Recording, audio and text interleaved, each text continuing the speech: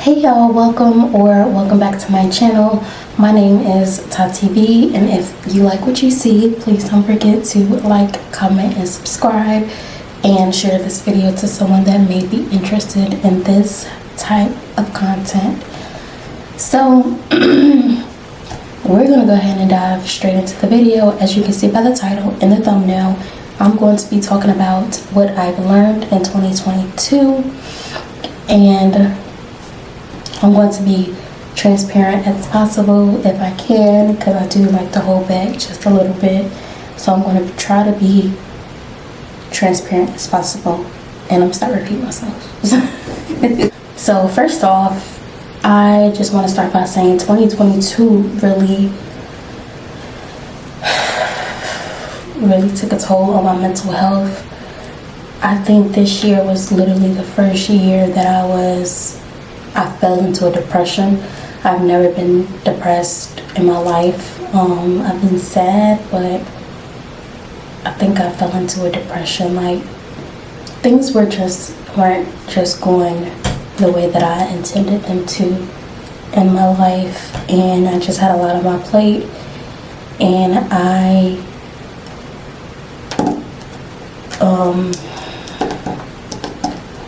honestly, a few times I was in a really dark place. I fell into a really dark place, and I had to bring myself up out of that. And sometimes I slip back into that dark place, and sometimes I don't. So, and just being on like Twitter and social media and stuff, and other people have expressed the same thing, that 2022 was really a challenge and really took a toll on their mental health. We went to pandemic, and then we just got so used to the pandemic, people just act like the pandemic just went away, and then we jumped right back into capitalism as people were dying, literally. So, I mean, that could just really take a toll on a lot of people, if not everyone. It can have an effect on everyone, and y'all, it's pouring down raining, so if y'all hear rain and thunder and stuff, that's why. So my first lesson that I've learned in 2022, and these will be a combination of lessons that I learned and things that I've started doing in 2022. I don't know if that falls under the same category, but whatever. I have 7 lessons that I've learned, or 7 things that I'm doing that is going to make me a better woman. So I'm learning to live life in the present, and I'm still learning to live life in the present, to not be so anxious for my future, and just to appreciate everything that I have now and everyone that I have now. And I mean, it's just, we won't get these moments back, and it's just time to appreciate what we have now and to live life in the present. I mean, it's literally straight to the point. My second lesson is to not be so anxious for my future. That ties into my first lesson, which is to live life in the present. Live life in the present. Stop being so anxious for my future, because honestly, the future is not even promised to anyone. The only thing that is promised is death.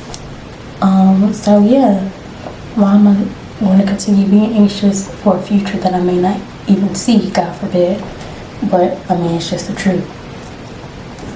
My third point is being more grateful for what God has blessed me with, appreciating the little things, being more grateful for what I have now. And this ties into my first 2, or probably my second point, being grateful for what I have now and stop worrying about the things that I want, in the future, and just being grateful now. So that's really straight to the point. My fourth point is being more sustainable. So I actually have a TikTok that I'm going to insert right now.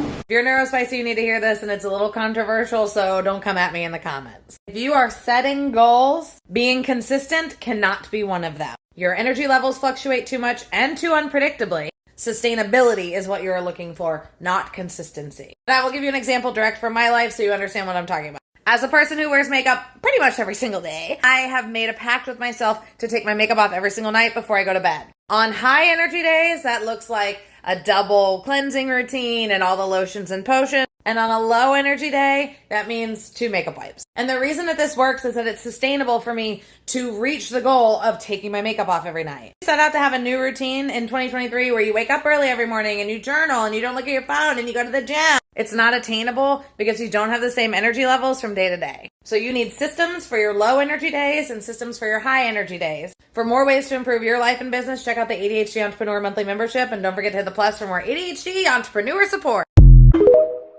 And that TikTok was a game changer. Really, I literally, like, that is just so true. Like, you know, like she said, our energy levels do fluctuate throughout the day. Some days you have very high energy levels.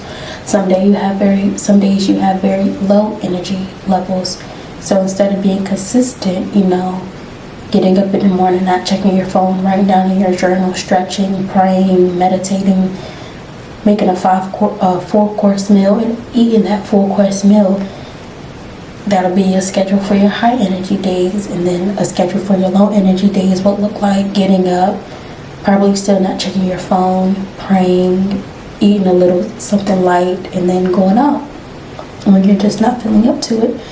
So for me, that was big for me. Just being more sustainable instead of being consistent, because, you know, the TikTok is true. And this is where I'm probably going to get a little transparent. No one is coming to save you. And it took me a long time to learn that and figure that out. Like, I thought Superman was going to fly down here and he was going to come save me and take care of me for the rest of my life. No. It don't work like that. You have to save you. If you're in a dark place, only you can get yourself out of that dark place.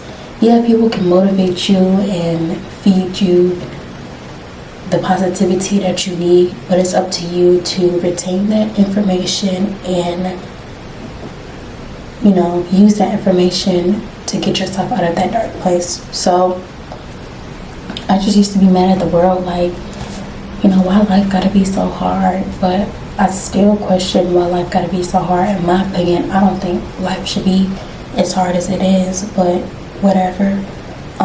You just have to adapt to it, and instead of complaining about it, figure out what you can do to get yourself out of whatever situation you're in. My sixth one is, I learned in 2022, is how to create new realities.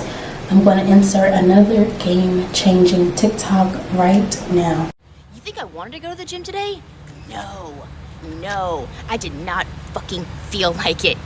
50% of the time, I don't feel like doing anything, but I don't rely on my feelings of motivation to do things, because that's a feeling and it comes and goes. I rely on who I want to be on this day, in this lifetime. What would she do? Would she snooze the alarm? I don't think so. Would I snooze the alarm? Yeah. So I don't ask myself if I want to do it, because the answer's no. I ask myself if my future self wants me to do it, and then I do it for her. Because if I listen to me, all I'm gonna do is recreate the same reality that I'm already in. Do you see what happens? If I make decisions from this place, I just continue to recreate this moment.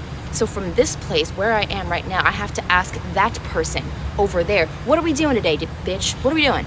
And she's like, you're going. And I'm like, okay. And then I start to move this way towards my desired reality. I swear by this TikTok literally changed my life. I think this TikTok is way more important than the last TikTok that I showed you guys, but they're, you know, just as important. Both TikToks are important and both are game changers, so I'm not even going to compare. one TikTok to other, but never mind that. This TikTok, I apply this to my everyday life when I don't feel like getting up to record at 5 o'clock in the morning, 6 o'clock in the morning, when I don't feel like doing this, when I don't feel like doing that. I have a pep talk with myself, like, what do your future self do? What would your future self want you to do? Would your future self want you to stay in bed and not accomplish anything? Or would your future self want you to get up and do what you need to do so you can get to where you need to get to? So, I mean, that's just facts. Like, my last one is, and this is regarding YouTube, to stop focusing on numbers. The numbers will come, and focus on creativity. And that's what I learned in 2022. I used to check my stats, my numbers, my subscriber count every single day. Sometimes when I do go on my YouTube studio to reply to comments or whatever, I do, of course, see those numbers and stuff like that, and I will glance at it. But I used to get upset, like, my numbers are not where I wanted them to be or where I intended them to be. And it's like, you know, who cares? Appreciate the people that are there. There literally are people that watch your videos every time you upload. And I think I seen a YouTube video. I don't remember who, I don't remember when. This was so long ago.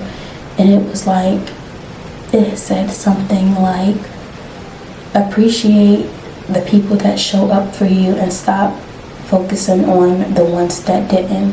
Focus on the numbers that you do have and stop focusing on the numbers that you don't have. Period. So, yes, these are 7 things that I learned in 2022.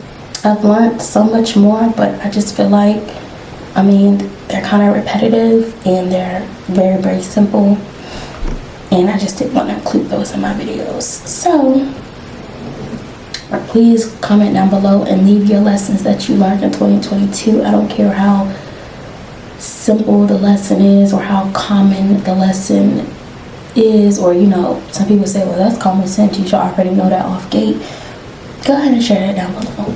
It don't matter. I would love to hear it. I would love to read it. I would love to respond to it. Thank you guys so much for watching. Happy New Year, and I'll catch you in my next video. Please don't forget to like, comment, and subscribe. And yeah, y'all. See y'all later.